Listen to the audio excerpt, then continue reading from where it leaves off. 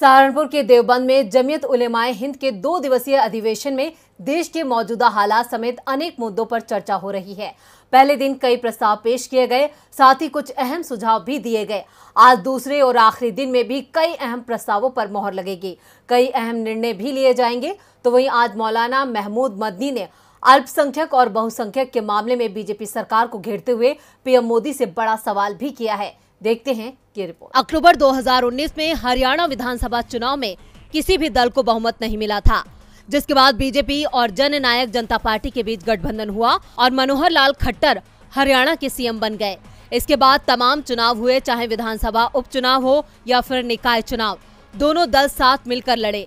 लेकिन अब निकाय चुनावों में बीजेपी ने साफ कर दिया है कि वो जेजेपी के साथ मिलकर नहीं लड़ेगी। बीजेपी का यह फैसला चौंकाने वाला है, क्योंकि खट्टर सरकार जेजेपी के समर्थन के भरोसे टिकी हुई है। ऐसे में जेजेपी सरकार से अलग हुई तो सरकार भी जा सकती है। दूसरी ओर बीजेपी पर आरोप लग रहे हैं कि जब तक किसानों का आंदोलन था तब तक बीजेपी को जेजेपी की जरूरत थी, और जैसे ही किसान आंदोलन खत्म हुआ, बीजेपी के लिए अब जेजेपी की ज्यादा जरूरत नहीं बची है। इसलिए बीजेपी अब दुष्यंत चौटाला से किनारा कर रही है। दरअसल बीजेपी का आधार शहरों में माना जाता है और जेजेपी का ग्रामीण अंचल में, और इसलिए बीजेपी ने पंचायत चुनावों से पहले निकाय चुनावों का ऐलान कराया, जिससे पंचायत चुनावों के बाद जेजेपी पर दबाव बनाया जा सके। दूसरी ओर बीजेपी और जेजेपी के अलग चुनाव लड़ने के ऐलान के बाद कांग्रेस और आप ने सरकार पर निशाना साधा है। दोनों दलों ने दावा किया है कि दोनों ही दलों को एक दूसरे पर भरोसा नहीं है। ये सरकार मजबूरी में चल रही है, जिस कारण से हरियाणा का नुकसान हो रहा है। दावा किया जा रहा है कि बीजेपी और जेजेपी सिर्फ निकाय चुनाव अलग अलग नहीं लड़ रहे हैं, 2024 का लोकसभा चुनाव और उसके बाद का विधानसभा चुनाव भी दोनों अलग अलग ही लड़ेंगे। दावा तो यहाँ तक किया जा रहा है कि 2024 के लोकसभा चुनावों के साथ ही हरियाणा में विधानसभा चुनाव कराए जा सकते हैं, क्योंकि लोकसभा चुनावों से पहले हरियाणा में जेजेपी खट्टर सरकार से अलग हो सकती है। पंजाब की आम आदमी पार्टी सरकार इस वक्त सवालों के घेरे में है। साथ ही राज्य की बदहाल कानून व्यवस्था ने भी सीएम मान को कटघरे में खड़ा कर दिया है। पंजाबी गायक सिद्धू मूसेवाला की किसी अज्ञात शख्स ने गोली मारकर जान ले ली है। पंजाब पुलिस मामले की जांच में जुट गई है। इस घटना में मूसेवाला के 2 साथियों को भी गोली लगी है। उनका अस्पताल में इलाज चल रहा है। पंजाबी गायक सिद्धू मूसेवाला की मानसा जिले के जवाहर के गाँव में गोली मारी गई है। एक दिन पहले शनिवार को पंजाब की मान सरकार ने मूसेवाला से वीआईपी सुरक्षा को वापस ले लिया था। मान सरकार का दावा था कि पंजाब में शांति है और मूसेवाला की जान को कोई खतरा नहीं है, लेकिन सुरक्षा हटने के 24 घंटे बाद ही हुई इस वारदात से सवाल खड़े हो गए हैं। गोली लगने के बाद मूसेवाला को अस्पताल में भर्ती किया गया था, लेकिन उनकी जान नहीं बचाई जा सकी। खबरों के मुताबिक पंजाबी गायक और कांग्रेस नेता सिद्धू मूसेवाला को मानसा गांव में कुछ बदमाशों ने गोली मार दी। गंभीर हालत में उन्हें अस्पताल में भर्ती किया गया, जहां डॉक्टरों ने उन्हें मृत घोषित कर दिया।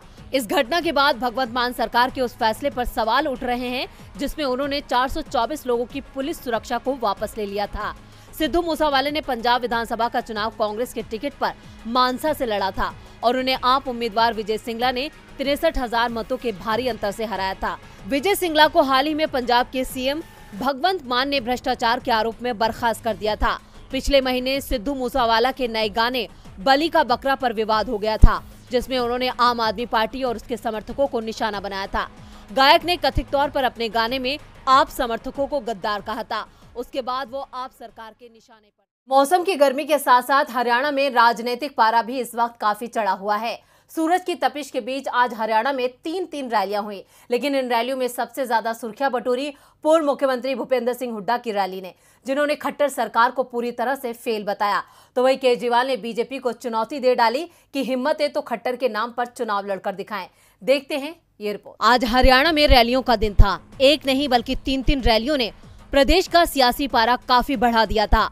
तो वहीं कांग्रेस नेता और पूर्व मुख्यमंत्री भूपेंद्र सिंह हुड्डा की माने तो कांग्रेस की रैली को विफल करने के लिए आज आम आदमी पार्टी और बीजेपी ने साजिश के तहत प्रदेश में अपनी रैलियों का आयोजन किया। फतेहाबाद में कांग्रेस की रैली में पूर्व मुख्यमंत्री भूपेंद्र सिंह हुड्डा ने बीजेपी जेजेपी सरकार पर जमकर निशाना साधा। कहा ये सरकार पूरी तरह से फेल है। तो वहीं कांग्रेस निकाय चुनावों पर जनता के सामने कई घोषणाएं की। हुड्डा ने घोषणा करते हुए कहा कि प्रदेश में कांग्रेस की सरकार बनने पर 6,000 रुपए बुढ़ापा पेंशन देंगे। तो वहीं पूर्व सीएम हुड्डा ने कहा कि मौजूदा बीजेपी जेजेपी सरकार पूरी तरह से नाकाम साबित हुई है। विकास, शिक्षा, रोजगार में प्रदेश बुरी तरह से पिछड़ गया है। स्कूलों में मास्टर नहीं है, अस्पताल में डॉक्टर नहीं है और ऑफिसों में कर्मचारी नहीं है। जिन्हें बच्चों को पढ़ाना चाहिए वो नशा कर रहे हैं। सरकार की संरक्षण में ये सब हो रहा है। रोज हत्या, लूट और डकैती की वारदात हो रही है। कानून नाम की कोई चीज नहीं है। रोजाना नए नए घोटाले सामने आ रहे हैं और प्रदेश कर्ज में डूब गया है। तो वहीं हरियाणा के कुरुक्षेत्र में आम आदमी पार्टी के संयोजक अरविंद केजरीवाल ने अपनी रैली में बीजेपी पर निशाना साधा और कहा, हिम्मत है तो मनोहर लाल खट्टर के नाम पर चुनाव लड़कर दिखाएं, क्योंकि प्रदेश में सीएम खट्टर की स्थिति काफी नाजुक है।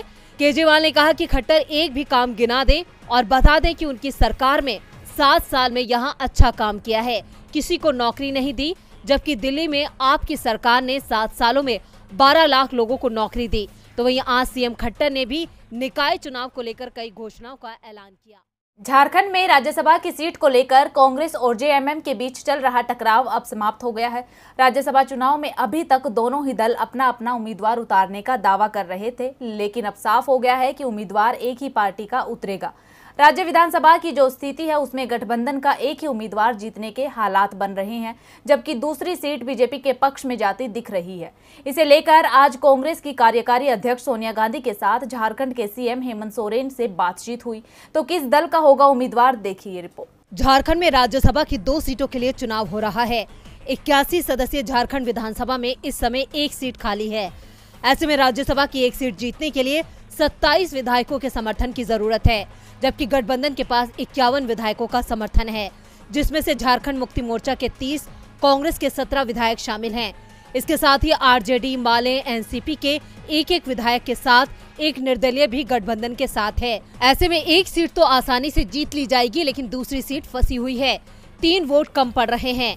दूसरी ओर मुख्य विपक्षी दल बीजेपी के 26 विधायक हैं और आजसू पार्टी के 2 विधायकों के साथ एक निर्दलीय विधायक का भी उसे समर्थन हासिल है, जिसके बाद साफ है कि कांग्रेस जेएमएम गठबंधन अगर 2 उम्मीदवार उतारता है तो एक की हार लगभग तय है और जाहिर सी बात है कि हारने वाला उम्मीदवार कांग्रेस का ही होगा। इसलिए कांग्रेस जेएमएम पर दबाव बना रही थी कि गठबंधन की ओर से सीट कांग्रेस को दे दी जाए। इसी पर बातचीत के लिए आज झारखंड के सीएम हेमंत सोरेन आज कांग्रेस के कार्यकारी अध्यक्ष सोनिया गांधी से मिले। इस मुलाकात में तय हो गया है कि जेएमएम अपना उम्मीदवार नहीं उतारेगी। हेमंत सोरेन ने मुलाकात के बाद कहा कि सब कुछ तय हो गया है और गठबंधन का सिर्फ एक ही उम्मीदवार चुनाव लड़ेगा और रांची पहुंचने के बाद उम्मीदवार के नाम का ऐलान कर दिया जाएगा। सोरेन के जवाब से ये साफ हो गया है कि वो राज्यसभा सीट कांग्रेस को देने के लिए तैयार हो गए हैं। दरअसल इस समय हेमंत सोरेन ईडी और चुनाव आयोग दोनों के ही रडार पर हैं। वो बुरी तरह से फंसे हुए हैं और इससे बचने के लिए उन्हें कांग्रेस की जरूरत है। दूसरी ओर कांग्रेस को भी राज्यसभा सीटों की जरूरत है, क्योंकि कई दिग्गज नेता राज्यसभा जाने की लाइन में लगे हैं। दूसरी ओर बीजेपी, जेएमएम और कांग्रेस की इस लड़ाई का फायदा उठाने की कोशिश